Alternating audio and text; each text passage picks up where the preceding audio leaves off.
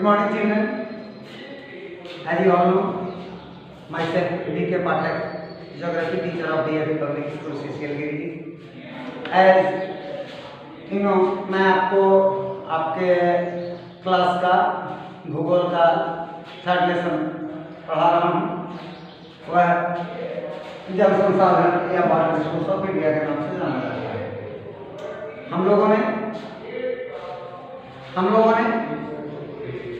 अभी इसके पहले वाले एपिसोड में पढ़ा है हिंदुस्तान में कई तरह से नदी घाट परियोजनाएं विकसित की गई, लेकिन बाद में हम लोगों ने उसका माइन्यूट ऑब्जर्वेशन किया, सूक्ष्म परीक्षण करने के बाद इस निष्कर्ष पर पहुंचे कि वो हमारे पर्यावरण के लिए फॉर लॉन्ग रन भविष्य में कई तरह के संकट उत्पन्न करेंगे।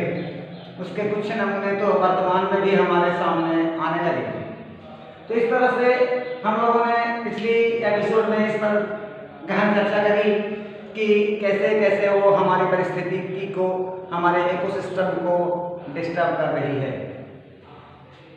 पिछली बार हम लोगों ने इसको भी पढ़ा कि बांध हिंदुस्तान में कितने प्रकार के हैं, निर्माण सामग्री के आधार पर, संरचना के आधार पर वो कई प्रकार के होते हैं। हम लोगों ने उनकी बात की थी। उसके बाद हम लोग जल संरक्षण की विधियों पर प्रकाश डाले, क्योंकि जैसे ही हमने देखा कि नदी घाटी परियोजनाएं आज अब हमारे लिए वह बहुत लाभप्रद इको फ्रेंडली नहीं है, प्रमाणित नहीं हो पा रही है, उस परिस्थिति में हमारे पास जल संसाधन के संरक्षण हेतु कुछ नए तरीके विकल्प के स्वरूप आने लगे। उनमें सर्वप्रमुख रेन वाटर हार्वेस्टिंग है, जल संरक्षण, वर्षा जल संरक्षण। वर्षा जल संरक्षण के लिए हम लोग कई तरह के तकनीक अपनाते हैं, उनके कई उद्देश्य हैं। आज हम लोग पहले इस एपिसोड में आज हम लोग फिर से एक बार चर्चा करेंगे उनके उद्देश्यों का, रेन वाटर हार्वेस्टिंग के प्रपोजल्स के क्या क्या पर्पसेस हैं उनके, क्यों हम जल संरक्षण वर्षा जल संरक्षण हमें करनी चाहिए। तो उसके कुछ उद्देश्य हैं, हम यहाँ चर्चा करेंगे उनके उद्देश्य।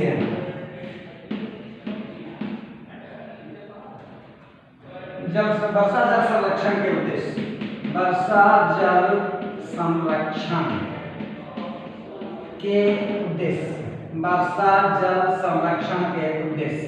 तो सर्वप्रथम है ये हम देखते हैं over flooding, to control the over flooding of roads. बरसात के दिनों में बच्चों आप लोगों ने देखा होगा वह पानी तो हमारे लिए बड़ी महत्वपूर्ण है, जिसकी कमी हम कई बार देखते हैं, उससे हमारा जीवन कैसे प्रभावित हो जाता है। हम लोगों ने कई तरह से अपने दैनिक जीवन में भी इनको देखा है।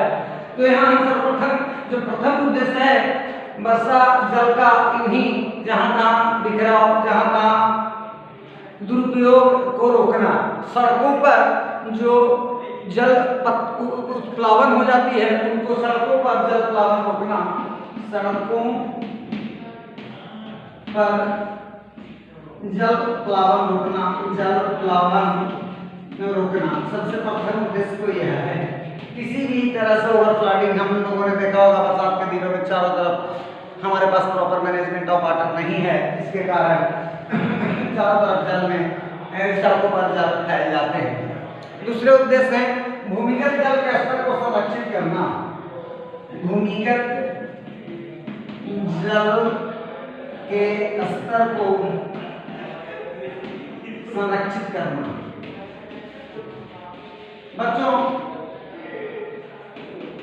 आप लोगों ने देखा होगा कि आप सबको बिल्कुल ये पता है कि हमारा जो भूमिगत जल है, जो केवल सबसे पहले एपिसोड में हम लोगों ने बताया था कि वह पोर्टेबल सोर्स ऑफ वाटर है, वही पीने योग्य घरेलू इस्तेमाल के योग्य वर्षा है, जल है, जो हमारे जमीन के भीतर, हमारे पृथ्वी के भूतल के भीतर जमी हुई है, पोरस रॉक्स के नीचे वो स्टोर्ड है। हमें जानना है कि वो आखिर आते कहाँ से हैं। तो बच्चों जब बरसात होती है तो बरसात के बाद जो सरफेस रन ऑफ होती है, सड़क पर जो बरसात की पानी बह रही होती है, उस पानी का कुछ हिस्सा जमीन के भीतर जो हमारे परमेएबल रॉक्स हैं, जिनमें दरार वाली जो हमारी चट्टानें हैं, पारदर्शी चट्टानें हैं, उनमें से होकर वर्षा की कुछ जल जमीन में संरक्षित हो जाते हैं, संचयित हो जाते हैं। जरूरत पड़ने पर समय के अनुसार उनको हम कुआं के रूप में, नलकूप के रूप में, हैंडपंप के रूप में उस पानी को हम निकालते हैं। इसकी प्रतिशतता चूंकि बहुत कम है, इसीलिए हम आज इसकी स्तर दिनों दिन घटती जा रही है। बच्चों, शायद पिछले क्लास में आपके शिक्षक ने आपको अवश्य पढ़ाया होगा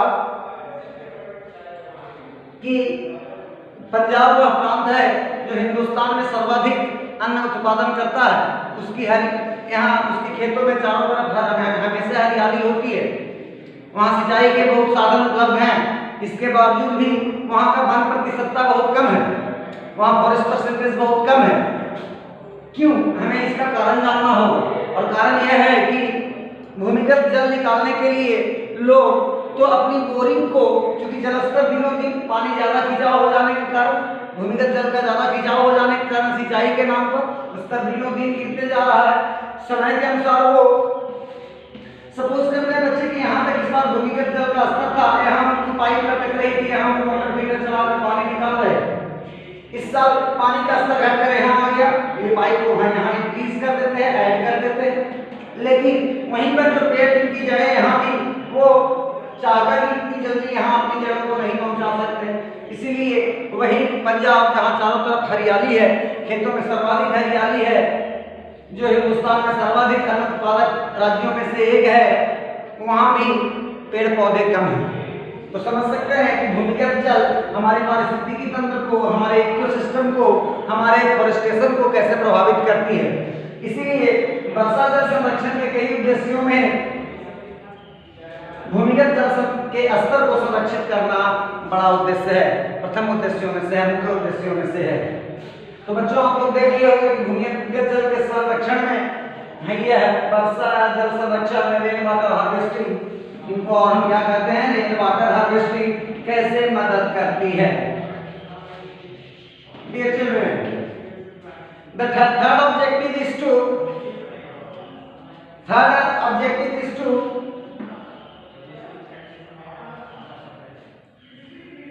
increase the level of potable water. हमें पेयजल स्तर को, पेयजल भंडार को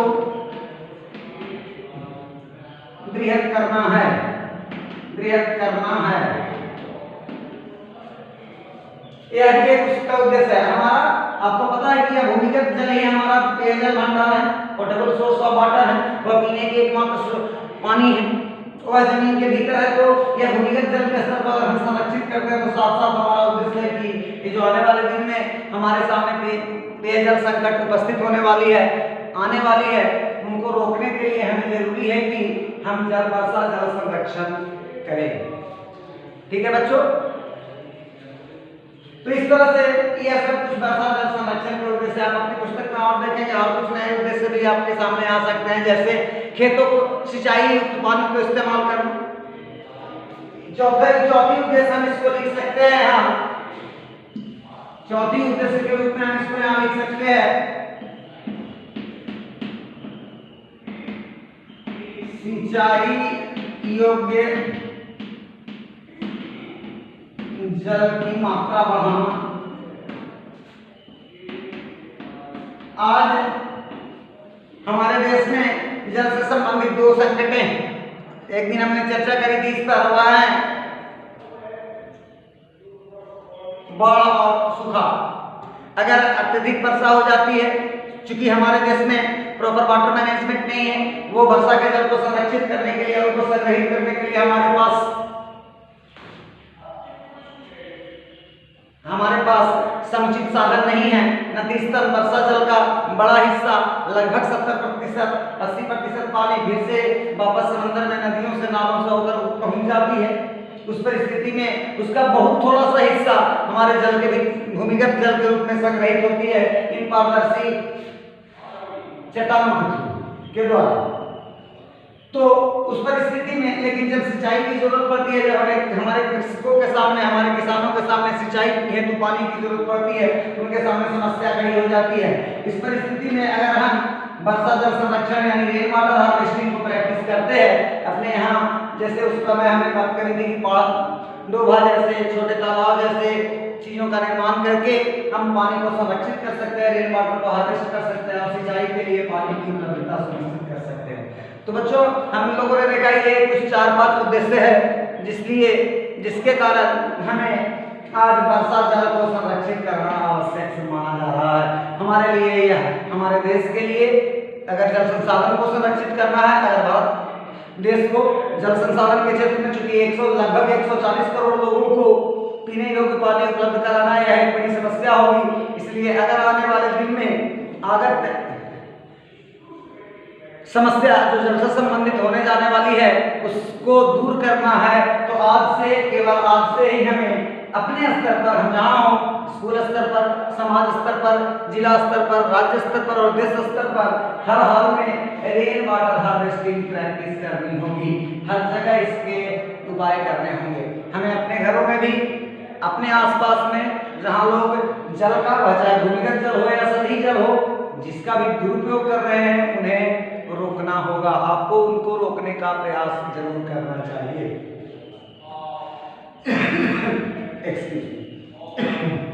बच्चे अब हम फिर से आते हैं, हम लोग उस समय बात कर रहे थे, फिर से हम उस पर चर्चा करेंगे, पुनर्चर्चा करेंगे कि भारत में चूंकि अलग अलग क्षेत्रों में अलग अलग तरह के फिजिकल फीचर्स हैं, कहीं पहाड़ हैं, कहीं मैदान हैं, कहीं पठार हैं और कहीं रेगिस्तान है। उन परिस्थिति में सभी जगह वर्षा का वितरण भी अलग अलग है। सभी राज्यों में वर्षा का समान वितरण नहीं है। कुछ राज्यों में वर्षा ज्यादा होती है, कहीं मध्यम क्रम में होती है और कहीं जरूरत से कम होती है। राजस्थान जैसे राज्य जो अभी हम लोगों ने पिछले एपिसोड में बात करी थी कि वह अरावली पर्वत के दृष्टि छाया क्षेत्र में पड़ने के कारण मानसून की वर्षा उसको नहीं प्राप्त होती है, इसके कारण वह एक बड़ा रेगिस्तान के रूप में विकसित हो गया है। तो आज हम लोग चर्चा करेंगे इस एपिसोड में कि रेन वाटर हार्वेस्टिंग जो हिंदुस्तान में प्रैक्टिस की जाती है, जो अल्टीमेट नीड है, जो हमारी अत्यावश्यक आवश्यकता है आज के दिन का, वह अलग अलग क्षेत्रों में कैसे कैसे होता है। कई बार आपकी मुख्य परीक्षा में, वार्षिक परीक्षा में, अर्धवार्षिक परीक्षा में इससे संबंधित प्रश्न पूछ दिए जाते हैं कि भारत के अलग अलग क्षेत्रों में अलग कौन कौन सी rain water harvesting technique practice में है, वर्षा जल संरक्षण के कौन कौन से तरीके अपनाए जाते हैं। तो आज हम इस एपिसोड में उसी पर विस्तृत चर्चा करेंगे कि किन क्षेत्रों में किस तरह की रेन वाटर हार्वेस्टिंग होती है। तो सबसे पहले हम शुरुआत करेंगे, अभी पहले इसके पहले वाले एपिसोड में हमने संक्षिप्त रूप से आपको चर्चा की थी कि भारत के मैदानी क्षेत्रों में किस प्रकार के रेन वाटर हार्वेस्टिंग प्रैक्टिस किए जाते हैं। जनरली बच्चे हम लोग देखते हैं कि मैदानी क्षेत्रों में यहाँ हम लोग बात करेंगे वर्षा जल संरक्षण, वर्षा जल संरक्षण के विभिन्न तरीके।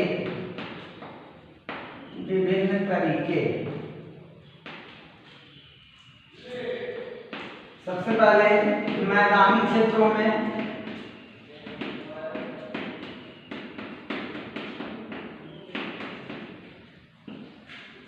छत के ऊपर वर्षा जल संरक्षण।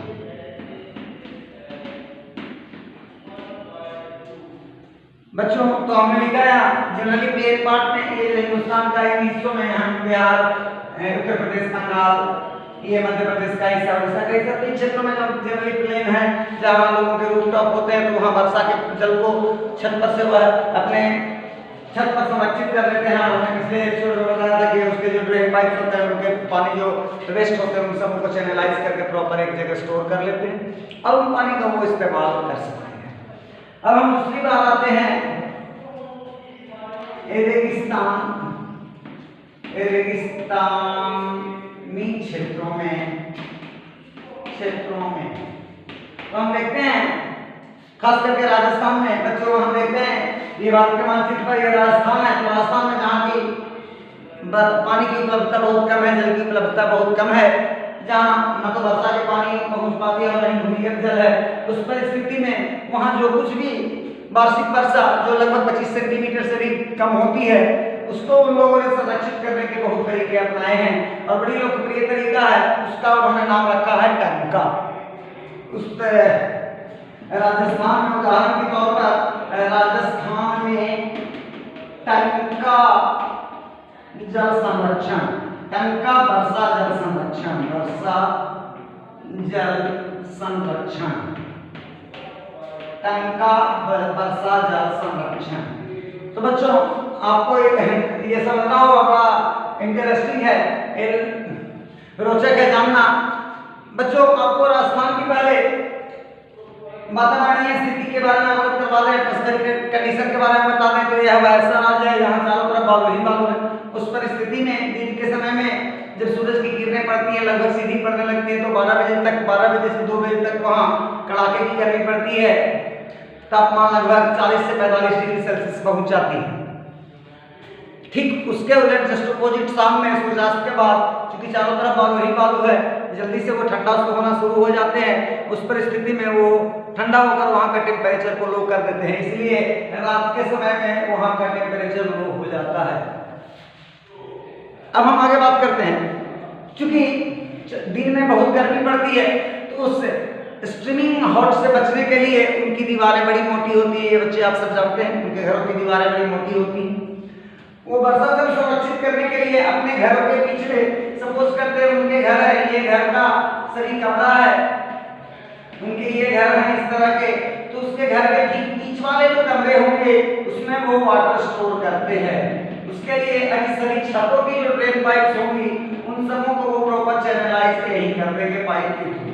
और तो कई बार वो अपने पड़ोसी के छतों को भी इसी के साथ उनके ड्रेन पाइप्स को भी चैनलाइज कर लेते हैं और अपने घर के बीच वाले कमरे में वो पानी को स्टोर करते हैं। वर्षा का जो कुछ भी जल होता है उसके बूंद बूंद को वो संरक्षित करने का प्रयास करते हैं और उन सबों को ड्रेन पाइप से कनेक्ट करके और ये बीच वाले कमरे को वो वाटर स्टोरेज हाउस बनाते हैं और इसी का नाम टंका होता है। बच्चे अब आपको समझना बड़ा आसान हो गया होगा। ये राजस्थान के लोग जहाँ पानी की बहुत जरूरत पड़ती है, पानी की बड़ी किल्लत है, पानी की उपलब्धता बहुत कम है, उस परिस्थिति में वहाँ के लोग ये टंका जल संग्रह, वर्षा जल संग्रह का प्रयोग करते हैं। यह उन लोगों के बीच में लोकप्रिय है। वह जैसा कि आपने देखा कि अपने घर के ठीक बीच वाले कमरे को वर्षा जल संरक्षण के लिए इस्तेमाल करते हैं और सभी घरों के छतों पर, सभी कमरों के छतों पर जो ड्रेन पाइप्स लगे होते हैं उन सबों को वो चैनलाइज कर देते हैं, प्रॉपर इस तरह से कनेक्ट करते हैं कि उस छत का एक पानी भी, एक बूंद पानी भी कहीं बर्बाद ना हो, बल्कि एक एक करके सब वो संग्रहित हो और इसमें जमा हो। इस पानी को वो नल के रूप में, हैंडपंप की तरह चाहे जैसे भी इस्तेमाल कर लेते हैं वो पीने के। और इस टंका का बच्चों उनके लिए ज्यादा लाभ है क्योंकि उनको कूलिंग इफेक्ट भी चाहिए, उन्हें ठंडक भी चाहिए, क्योंकि उनके कमरे बहुत जल्दी गर्म हो जाते हैं। तो इस परिस्थिति में उनके कमरों को ठंडा करने के लिए भी यह काम कूलिंग इफेक्ट रखता है। यह जो पानी से भरा हुआ होता है इसके कारण ये कमरा भी ठंडा होता है, यह कमरा भी ठंडा, और इस तरह से उनके घर में भी यह कूलिंग इफेक्ट देता है। तो ये जो टंका सिस्टम है, टंका जल वर्षा जल संरक्षण मेथड जो है, टेक्निक जो है राजस्थान में प्रैक्टिस की जाती है, दैट इज वेरी पॉपुलर है, वहाँ लोगों के बीच में बड़ी लोकप्रिय है। बच्चों अब हम तीसरी तरफ बढ़ते हैं और वह है पहाड़ी क्षेत्रों की बात करते हैं। अब हम हिमाचल प्रदेश और कश्मीर की बात करते हैं। जैसा कि आपको पता है एलिवेशन होने के कारण, समुद्र तल से ऊंचाई होने के कारण वहाँ बरसात तो होती है but not in the form of rainfall. वहाँ वर्षा जल के रूप में नहीं होकर स्नोफॉल के रूप में होती है, हिमपात के रूप में होती है, वहाँ बर्फबारी होती है। उस परिस्थिति में चिल्ड्रन, उस परिस्थिति में वहाँ भी जल संरक्षण के लिए, वर्षा जल संचयन के लिए नए नए तरीके इस्तेमाल किए जाते हैं। बच्चों मैं चाहूंगा कि इसको भी आपको लिख दूं, आप लोग भी अपने अपने कॉपीज में इनको लिख लेंगे क्योंकि इससे संबंधित प्रश्न पूछे जाएंगे। इनसे संबंधित प्रश्न पूछे जाएंगे। तो हम बात करते हैं पहाड़ी क्षेत्रों की। तीसरी, पहाड़ी क्षेत्रों में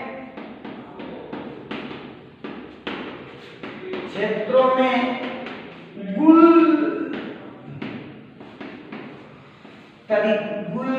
तरीके से वर्षा जल संरक्षण, वर्षा जल संरक्षण,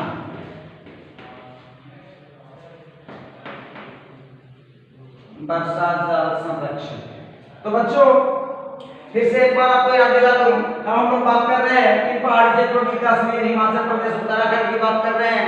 इधर की बात करें तो हिमाचल प्रदेश की बात करते हैं, सिक्किम की बात करते हैं। इन क्षेत्रों में जिनकी ऊंचाई समुद्र तल से लगभग 11,000 फीट पर है, जहाँ प्राय हर साल के 6, 7, 8 महीने तक स्नोफॉल होती है, हिमपात होती है। उस परिस्थिति में वहाँ के लोग या वर्षा भी जो होती है, वहाँ के लोग अपने वर्षा जल को संरक्षित करते हैं, क्योंकि पहाड़ों में पीने लोग पानी, पीने लायक पानी की बड़ी कमी होती है, क्योंकि वो पहाड़ों पर होते हैं। तो अंडरग्राउंड वाटर मिलना तो मुश्किल होती है, उन्हें भूमिगत जल मिलना तो मुश्किल होता है। It is very difficult to drill there, वहाँ खुदाई करना, वहाँ पानी सतह तक पहुँचना बड़ी मुश्किल होती है। इसीलिए वह वर्षा जल संरक्षण पर पूरी तरह से निर्भर होते हैं। वहाँ वर्षा जल संरक्षण के लिए वो जो तरीके इस्तेमाल करते हैं, उनका आपके पुस्तक में लिखी है, गुल विधि कहते हैं, गुल तकनीक कहते हैं। देखेंगे बच्चे वो क्या करते हैं। बच्चे प्राय आप लोगों ने देखा होगा कि पहाड़ी के चारों तरफ बरसात होती है, हम एक फेस को देख पाते हैं, वहां से बरसात की पानी बहकर इस तरफ से ड्रेन आउट हो जाती है, बह जाती है और कई डायरेक्शन में डाइवर्ट हो जाती है। वो पहाड़ी क्षेत्रों के लोग, खास करके हिमाचल प्रदेश, जम्मू कश्मीर वाले लोग, ये वर्षा जल को चैनलाइज करते हैं पहाड़ के ठीक नीचे, इसकी तली के पास, तलहटी के पास वो चैनल्स बना देते हैं, और चारों तरफ बरसात की पानी जो पहाड़ से ढलकर आती है, वो पहाड़ के ठीक सामने एक जगह स्टोर हो जाती है और एक बड़े झील की तरह, लेक की तरह क्लियर होने लगती है, जिसको कि वो लोग गुल के नाम से जानते हैं। गुल इसे क्लियर चल रहा है कि ये समझ में आ गई होगी। फिर से एक बार मैं इसकी पुनरावृत्ति कर देता हूँ कि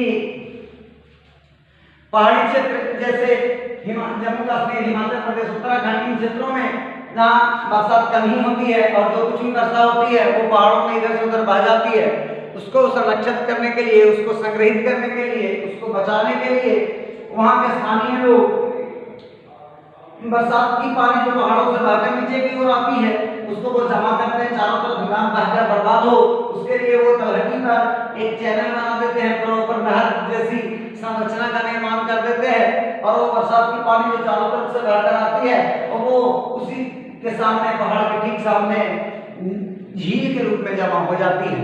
उस पानी का वो स्थानीय लोग पीने के रूप में, मवेशियों को पिलाने के रूप में, कपड़े धोने के रूप में और तो और सिंचाई के रूप में भी इस्तेमाल करते हैं। कई महीनों तक वह संरक्षित पानी, गुल में बचा हुआ पानी, जमा हुआ पानी कई वर्ष महीनों तक इस्तेमाल में होता है, उतने दिन तक हम भूमिगत जल को संरक्षित कर पाते हैं, जो हमारा प्रथम उद्देश्य है, जिसके लिए रेन वाटर हार्वेस्टिंग प्रैक्टिस की जाती है। तो बच्चों, हम लोगों ने देख लिया कि पहाड़ी क्षेत्रों में, राजस्थानी रेगिस्तानी क्षेत्रों में, मैदानी क्षेत्रों में किन किन तरीकों से, किस किस तरह से वर्षा जल संरक्षण, रेन वाटर हार्वेस्टिंग की जाती है। फिर चिल्ड्रन वंस अगेन एक और हम चर्चा कर लेते हैं। हम बात करते हैं इस नॉर्थ ईस्ट की बात करते हैं, उत्तर पूर्वी भारत की बात करते हैं। चिल्ड्रन, जैसा कि पता है ये 7 राज्य Sikkim, Assam, Arunachal Pradesh, Nagaland, Manipur, Mizoram, Tripura, Meghalaya, they 7 states togetherly called as 7 sisters, वो 7 बहनों के नाम से जानी जाती हैं।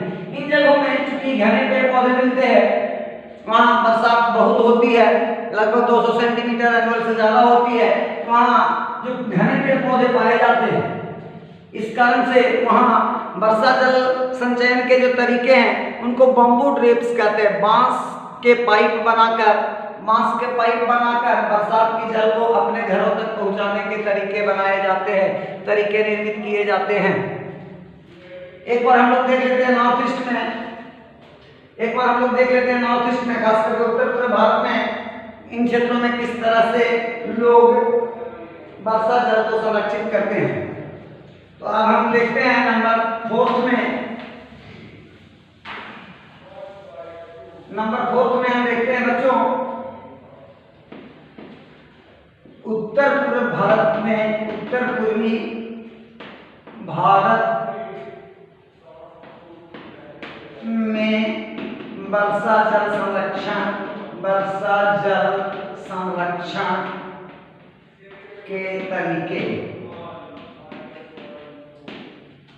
वो बांस निर्मित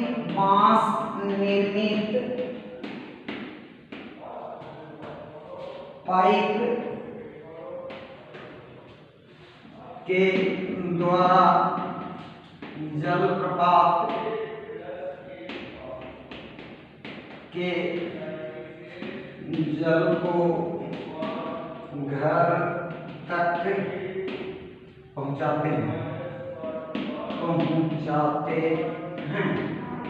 बच्चों देखिए हमारे लिखा है उत्तर पूर्वी भारत में, हम इनकी बात कर रहे हैं, खास करके मेघालय नागालैंड मणिपुर की बात कर रहे हैं। उत्तर पूर्वी जैसे भी आपको पता है पूर्वांचल की पहाड़ी है, बोकारो खासी जयंतिया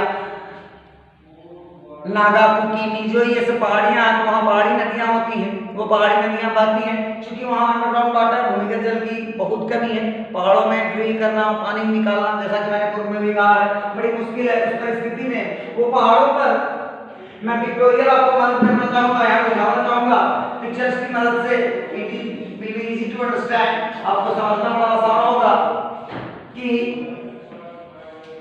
कैसे पहाड़ों पर सपोज करते हैं बच्चे कि यहाँ वाटरफॉल हो रहे हैं, यहाँ से बस वाटरफॉल हो रहे हैं, प्राय होते रहते हैं। उस परिस्थिति में वहाँ बम्बू पाइप्स को ऐड करके और इस तरह से वहां से वाटर को सप्लाई करके अपने घरों तक लाया जाता है विदाउट टेस्टिंग।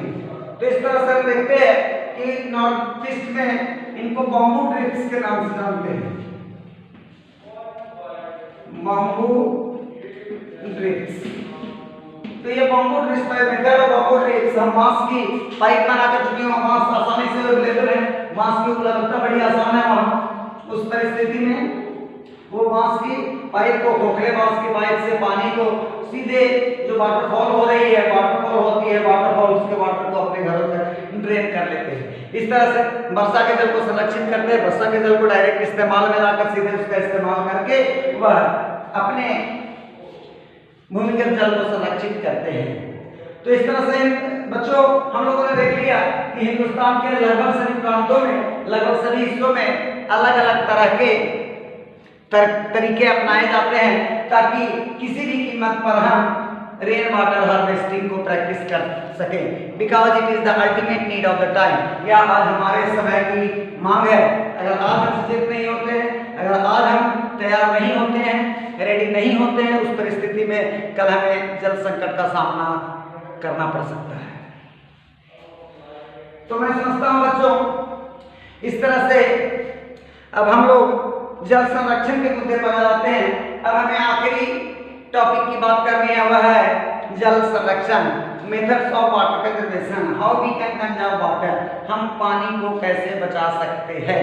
तो आखिरी बात हम उसको यहाँ लिखते हैं, आज ये आखिरी टॉपिक होगी इस लेसन की।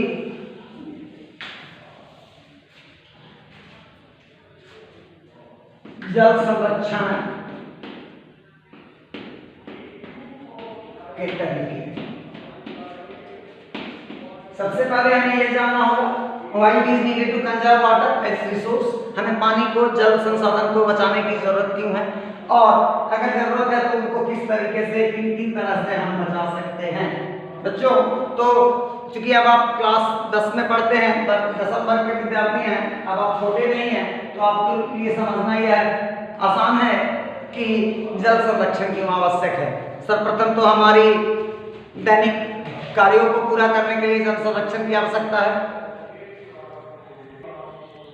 तो हम लोग बात कर रहे थे कि जल संरक्षण के कौन कौन, ये जल संरक्षण आवश्यक क्यों है, जल संरक्षण के किन किन तरीकों पर बात करें। जल संरक्षण तो इसलिए आवश्यक कि हमारे आज की जरूरतों को पूरा किया जाए, हमारे आने वाले जनरेशन की जरूरतों को पूरा किया जाए, उनके साथ कोई समझौता न करें।